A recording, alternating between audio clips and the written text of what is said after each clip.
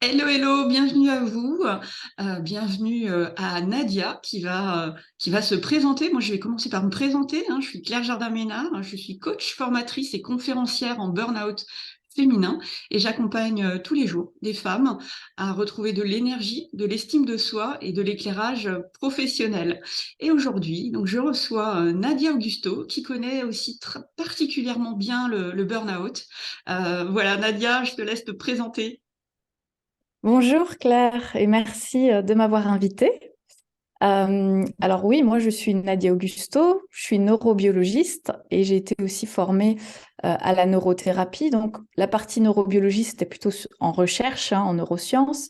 Et la neurothérapie, en fait, j'utilisais des méthodes comme l'électroencéphalographie. Je regardais comment ça se passait dans le cerveau des gens, la neurostimulation, le neurofeedback, etc. Mais depuis 3 ans, je me suis un peu réorientée en me spécialisant déjà dans le burn-out et la dépression et en utilisant, en combinant uniquement des méthodes de neurosciences aux méthodes de médecine douce. Donc j'utilise beaucoup les médecines douces puisque j'aime beaucoup leur approche globale du respect de l'être humain, de son rythme naturel, etc., de potentialiser les ressources du corps pour guérir, etc. Donc, je combine toujours ça aux neurosciences, voilà. Hmm. Et ton parcours personnel, hein, toi aussi, Alors, oui, me le parcours, semble-t-il, ouais, tu as connu de près aussi le burn-out? ouais. Alors justement, pourquoi on pourrait se dire pourquoi elle se spécialise dans le burn-out et la dépression? Ça n'a pas l'air très fun comme ça, souvent les gens me disent au début. Mais tout simplement, c'est que moi, je les ai connus de l'intérieur. Donc c'est finalement là aussi où je me sens le plus utile, le plus efficace pour aider et surtout comprendre ceux qui le vivent aujourd'hui et pour les accompagner finalement. Alors aujourd'hui, on va plutôt parler peut-être de l'aspect burn-out, j'imagine, donc je vais laisser la dépression de côté. Mais le burn-out, à l'époque, donc c'était il y a plus de 10 ans hein, que j'ai fait mon burn-out, on parlait pas de burn-out, je savais pas ce que c'était et je croyais d'ailleurs être en dépression. C'est que bien plus tard, en neurothérapie, quand j'ai eu ma première patiente à la clinique, elle avait fait un burn-out, je savais pas ce que c'était mon chef qui m'a briefé en me disant voilà, elle a fait un burn-out, c'est ça, ça, ça, ça, ça. Tu vas voir comment ça se passe aussi au niveau de l'épuisement du cerveau, etc. Et j'avais plein de patients en fait en burn-out et je me suis rendu compte mais que c'est ce que j'avais vécu beaucoup plus tôt et je me rendais compte que j'avais moi non plus pas vraiment récupéré à 100% mon énergie. J'avais encore des difficultés et en fait c'était un peu les séquelles de ce burn-out. Et quand j'ai compris vraiment que c'était un épuisement, après j'ai vraiment cherché finalement quelles étaient les solutions pour retrouver son énergie pleinement parce que quand on est biologiste et neurobiologiste, normalement on a les connaissances et les outils pour s'en sortir, voilà. Et donc évidemment le burn-out, bah, avec le recul, je me suis rendu compte que oui, j'étais extrêmement stressée tout le temps. Je pensais plus que. Alors moi, je l'ai fait dans le cadre de mes études en classe préparatoire aux grandes écoles, mais donc je pensais que aux examens, aux cours. J'avais aussi beaucoup de perfectionnisme, hein, j'étais très perfectionniste, etc. Je travaillais de 8 heures du matin jusqu'à au-delà de minuit le soir, quoi. Donc j'avais plus de vie sociale non plus. Le week-end, je faisais que dormir, et puis ça a laissé beaucoup de fatigue, un très fort épuisement. Ma mémoire aussi était plus la même, ma concentration était plus la même après. Enfin, c'était assez difficile. Et je comprends en fait pour l'avoir vécu comme toi, il me semble, cet état où on n'en peut plus, quoi, on peut plus rien faire. Et c'est pas que dans la tête justement, c'est vraiment le corps qui est épuisé. Voilà, et ça a été très difficile les années pour remonter déjà, comme je savais pas ce que c'était, ça a pris d'autant plus de temps pour remonter la pente à 100%, voilà. Hmm. Alors justement, on a préparé un petit peu cette interview ensemble et il me paraissait intéressant de justement distinguer le burn-out de la dépression. Est-ce que tu peux nous en dire un petit peu plus maintenant que tu as regardé ce sujet d'un peu plus près? Voilà, qu'est-ce que tu as noté en tout cas comme différence? Ouais. Alors, en effet, alors peut-être avant de parler des différences, peut-être une petite précision de pourquoi ils sont tellement confondus, hein. Il y a plusieurs choses. C'est vrai que le burn-out et la dépression, il y a beaucoup de symptômes qui sont similaires. Donc, les symptômes, ça ne veut pas dire la cause de la maladie, c'est juste ce qu'on voit les signes physiques ou les signes psychologiques qui vont nous dire qu'il y a un problème, d'accord? Donc, il y en a beaucoup des similaires, les troubles du sommeil, la réduction de la concentration, la sensation de fatigue, qui est une fatigue réelle dans le cas du burn-out, les troubles de la mémoire dans certains cas, le brouillard dans la tête, etc. Il y a beaucoup de symptômes similaires, donc on les confond. En plus, dans certains cas, le burn-out peut être propice ou favorise une dépression par la suite. Quand on n'arrive pas à sortir de son burn-out, ça peut être long et ça peut favoriser une dépression. Donc dans ce cas, on peut même accumuler les deux. Il y a aussi des personnes qui croient que le burn-out, c'est que dans la tête, un peu comme la dépression. Donc ça, c'est un préjugé qui est totalement faux. D'ailleurs, la dépression, on a montré aujourd'hui que c'est pas que dans la tête, c'est pas que dans le cerveau, il y a aussi dans le corps des choses très importantes à regarder. Mais le burn-out, c'est avant tout un épuisement physique. Donc c'est pas dans la tête, c'est pas psychologique, c'est bien biologique. Et une quatrième raison pour laquelle ils peuvent être confondus, dans certains cas, et là je trouve que c'est les situations les plus difficiles, c'est quand tout doucement on va vers une dépression, on n'a pas envie de la voir, c'est trop dur ce qui nous arrive, peut-être dans le domaine privé, et du coup on va se réfugier dans le travail, on va travailler à fond jusqu'à faire parfois un burn-out, et au moment du burn-out, au moment de l'arrêt maladie par exemple, où vraiment on s'effondre physiquement, ben là va ressurgir aussi la dépression. Donc on va accumuler dépression plus burn-out et ça va être très très difficile. Donc dans certains cas, il y a les deux et dans certains cas, juste on confond parce que les symptômes sont similaires. Mmh. Alors, quelles sont les différences, justement? Alors, le burn-out, c'est avant tout, s'il faut retenir une seule chose, c'est avant tout un épuisement. Un épuisement physique, biologique. Le corps, il n'en peut plus, il est épuisé. OK? Avec ça, il y aura du coup, accompagné de cet épuisement physique, il y aura un épuisement mental ou cognitif et un épuisement émotionnel aussi. Et ça va donner justement des symptômes très proches de ceux de la dépression, d'où la confusion. Mais il y a eu un épuisement dû à un stress chronique. On a été extrêmement stressé. On a fait face à beaucoup de stresseurs et on n'a pas eu suffisamment de ressources pour faire face à ces stresseurs sur une durée suffisamment longue qui fait qu'au bout d'un moment, le corps, lui, les batteries, elles sont vides et il s'effondre. On s'effondre, voilà. C'est typiquement les cas où on arrive au travail et on tombe dans les pommes, on fait un malaise et puis en fait, on vient de faire un burn-out. Où le réveil sonne, on n'arrive même pas à se lever. La tête dit, il faut que je me lève et le corps, lui, il reste dans le lit, il dit, non, je peux plus, je peux plus. Voilà. Ça, c'est vraiment le burn-out. La dépression, une dépression, c'est pas forcément, il n'y a pas eu forcément d'épuisement physique. C'est avant tout un trouble de l'humeur. On a une perte, on n'a plus goût à la vie, on a une perte d'intérêt, de plaisir pour la vie quotidienne, pour les activités habituellement plaisantes, au point que ça peut être handicapant pour notre vie. On n'a plus envie de se lever, on n'arrive plus à travailler aussi efficacement, etc. Et il faut que ça dure au moins sur 2 semaines. Donc les dépressions, ça peut être très court, hein. Donc ça dure au moins sur 2 semaines. Mais il n'y a pas eu forcément d'épuisement, de stress chronique et le corps s'effondre biologiquement comme le burn-out. Pas du tout. Dans la dépression, il y a toujours aussi un manque de motivation. On n'est plus motivé à faire des projets, à faire des choses, à aller explorer, à aller faire des activités.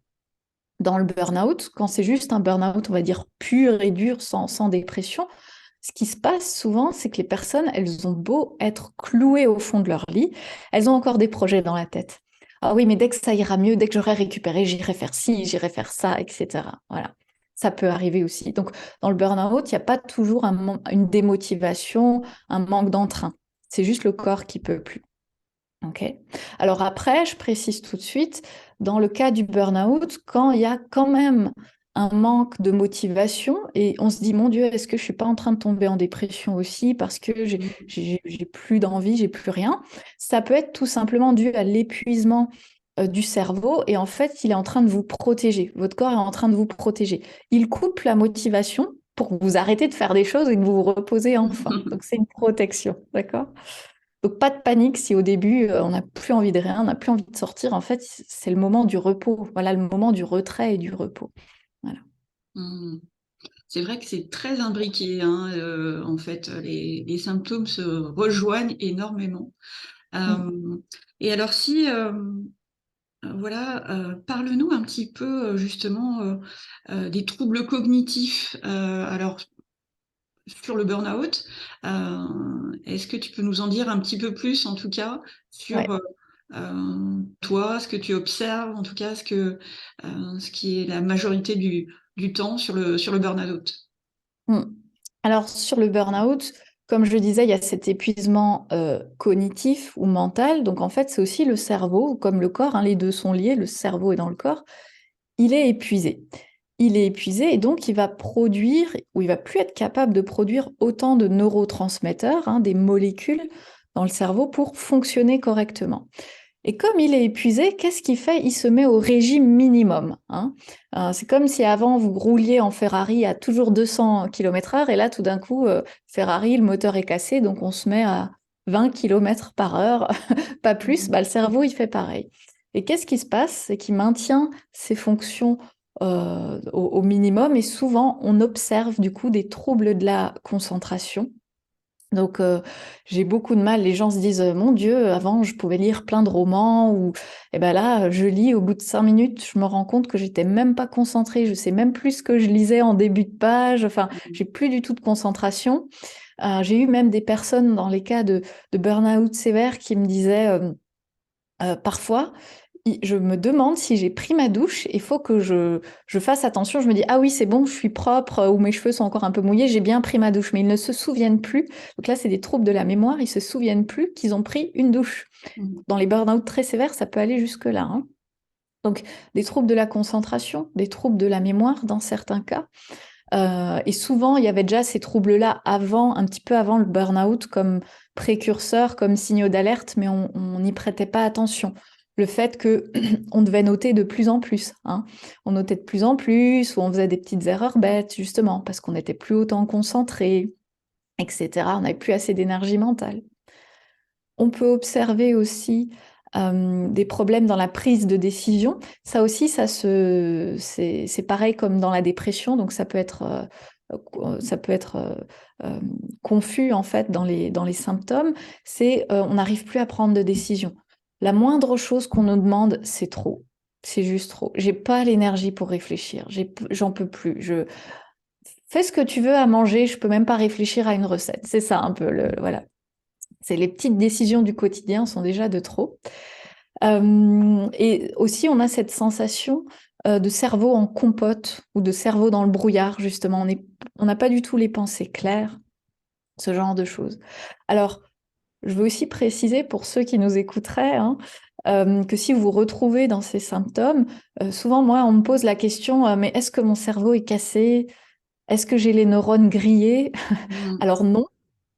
Le cerveau, tout comme le corps, si on lui donne de nouveau la possibilité de se réparer, il va se réparer, il va pouvoir de nouveau appuyer sur l'accélérateur et se remettre à des régimes plus élevés, retrouver la mémoire, retrouver la concentration. C'est possible, mais pareil, il faut, comme avec le corps, il faut un certain temps pour pouvoir récupérer. D'accord? Donc, mais c'est possible de récupérer, sauf dans les burn-out vraiment les plus extrêmes ou parce que le stress chronique, hein, le stress, il faut savoir, c'est un poison pour le corps quand on est stressé tous les jours. Ça va, hein, donc un poison, c'est délétère pour nos cellules et nos neurones. Donc dans certains cas, il peut y avoir quand même une certaine réduction des neurones, mais c'est quand même très rare les burn-out hyper sévères où il y a des séquelles qui sont non résorbables, en fait, qui vont pas être irréversibles. C'est quand même très très rare. Donc dans la plupart des cas, on récupère, on peut bien récupérer. Mmh. Et justement, est-ce qu'il y a des méthodes pour aller plus vite? Voilà. Est-ce que d'après toi, il y a des méthodes pour parce que c'est vraiment une très très grosse inquiétude, hein, effectivement, ces problèmes de concentration par rapport à une femme qui avait l'habitude d'avoir des to-do list à rallonge, de faire une foultitude de choses et qui là se retrouve à ne plus se rappeler de quoi que ce soit, en tout cas. Comment comment on s'y prend pour toi? Ouais. Alors en fait, il y a plusieurs choses. Alors tout d'abord, je disais, hein, dans mon approche, moi, je vois vraiment comme tout est lié dans le corps, c'est-à-dire le corps, la tête, les émotions. Notre biologie est liée à notre psychologie. Donc pour récupérer d'un burn-out, c'est que si on veut récupérer ses fonctions cognitives, mentales, il faut de toute manière attendre que le corps ait récupéré aussi. Donc ce sera la première étape. Pourquoi? Parce que lui, c'est le corps qui envoie les ressources au cerveau. Donc le cerveau, tant qu'il ne reçoit pas les ressources du corps, il dit, je maintiens le régime au minimum. Je ne vais pas accélérer tant que j'ai pas l'amont, le top départ du corps. Donc en gros, tant que vous êtes épuisé physiquement, vous ne récupérez pas vos fonctions cognitives. Ça, il faut le savoir. Donc ça prend du temps. Et en général, en tout cas dans l'approche que moi j'ai développée pour aider les gens à récupérer leur énergie après un burn-out, ce qu'on observe la plupart du temps, c'est qu'une fois que le corps récupère, le cerveau, lui, il récupère tout seul, quoi. Il n'y a même pas besoin de s'en occuper finalement. Si vraiment dans certains cas c'est bloqué, il faut juste aller voir avec certaines méthodes particulières justement comment débloquer les fonctions cérébrales. Voilà. Mais alors comment récupérer de manière générale son énergie physique et mentale? Je dirais que pour l'énergie, il y a 4 grandes étapes. La première étape, ça va être la nutrition. Pourquoi? Parce que tout simplement, l'alimentation est le carburant numéro 1 du corps. Et puis, il faut donner les bonnes briques, justement, pour que les batteries se rechargent, pour que le corps se répare. Pareil pour le cerveau. Moi, par exemple, dans mon approche, j'ai développé une approche où, certes, il y a la base de nutrition. Je m'inspire, par exemple, notamment de la naturopathie, mais aussi, je vais combiner ça. Mes conseils vont être combinés à ceux de la neuronutrition, qui est une discipline en neurosciences qui maintenant a montré que l'alimentation modifie le fonctionnement de notre cerveau. Et en neuronutrition, justement, on peut adapter les conseils alimentaires pour aussi booster la recharge en énergie du cerveau, par exemple. Ça, c'est l'étape numéro 1. C'est vraiment très biologique, hein, l'alimentation, très physique. L'étape numéro 2, et ça, c'est une erreur qui est souvent faite, et pourquoi on ne récupère pas 100% son énergie, c'est qu'il faut supprimer ce qui nous épuise inutilement finalement, ce que j'ai appelé quelque part les voleurs d'énergie. Bon, ils nous volent de l'énergie parce qu'on les laisse nous voler de l'énergie, donc c'est aussi à nous de mettre nos limites. Mais justement, faire la traque, faire la chasse à ces voleurs d'énergie et mettre ces limites, les supprimer ou les réduire dans notre vie, parce que sinon, on a beau recharger les batteries tout le temps, etc., avoir une superbe hygiène de vie, si on laisse ces voleurs d'énergie nous vider totalement nos batteries, on reste quelque part en burn-out, on va toujours être épuisé. Okay. L'étape numéro 3, ça va être le stress. C'est aussi un voleur d'énergie quelque part, parce que le stress, et ça peu de gens le savent, c'est la réaction biologique dans le corps, donc avec le cortisol, l'adrénaline, etc., la réaction du corps qui prend le plus d'énergie. Et quand le stress est activé, par défaut, la recharge des batteries est désactivée. C'est biologique. Donc en fait, tant qu'on n'apprend pas à réduire son stress, tant qu'on n'apprend pas à se reconditionner, à reconditionner notre système nerveux, à moins réagir au stress, parfois on surréagit à certaines situations, on ne va pas pouvoir récupérer son énergie non plus. D'accord ? Dans le stress, on pensera au stress physique, mais aussi au stress mental. Les deux sont très importants, par exemple. Et puis en étape numéro 4, aussi pour l'énergie, très important, les émotions. Les émotions sont des énergies aussi qui sont à libérer. Elles traversent notre corps, elles sont à libérer. Et si ce qui se passe, et moi je le vois dans le burn-out, c'est que les gens font face à beaucoup, beaucoup de situations très stressantes, très difficiles, ils vivent beaucoup d'émotions fortes, et comme c'est trop dur, ils les libèrent pas, ils les gardent en eux, ils les bloquent. Et ce qui se passe, c'est que déjà bloquer une émotion en soi, on doit nous-mêmes mobiliser de l'énergie pour la garder. Mais en plus, à la fin, souvent, au moment du burn-out, il va se passer ce que j'appelle l'effet marmite, qui est très désagréable. C'est-à-dire, on a tellement accumulé, nous, notre corps, c'est comme une marmite, on met plein d'émotions dedans, on les a accumulées, et au bout d'un moment, il y a beaucoup de pression dans la marmite, et le couvercle va finir par exploser. Et là, il y a tout qui sort, quoi. Toutes les émotions sortent et c'est très désagréable. C'est aussi épuisant physiquement et psychologiquement. C'est typiquement les moments où on a une crise d'angoisse, une crise de panique. où on explose de colère et on n'arrive plus du tout à se contrôler. On sait qu'on dit des choses atroces à son voisin, à son compagnon, à son collègue, mais on peut plus se contrôler. Ou alors on éclate en sanglots et on pleure, on pleure, on pleure. On sait même plus pourquoi on pleure. On n'arrive plus à s'arrêter et on pleure, on pleure. Il y a enfin tout ce qui était contenu en soi sort enfin. Et là, l'idée avec les émotions, c'est de déjà sortir ce qu'il y a à sortir, mais aussi d'aller apprendre une hygiène émotionnelle, c'est-à-dire dès que je vis une émotion, plutôt de la bloquer, de la garder en moi, qu'est-ce que j'en fais? Voilà, comme au quotidien, comment je les utilise, comment je les libère pour ne plus les subir et pour ne pas garder ces énergies en moi et garder mon énergie pour moi, pour ma vie, etc.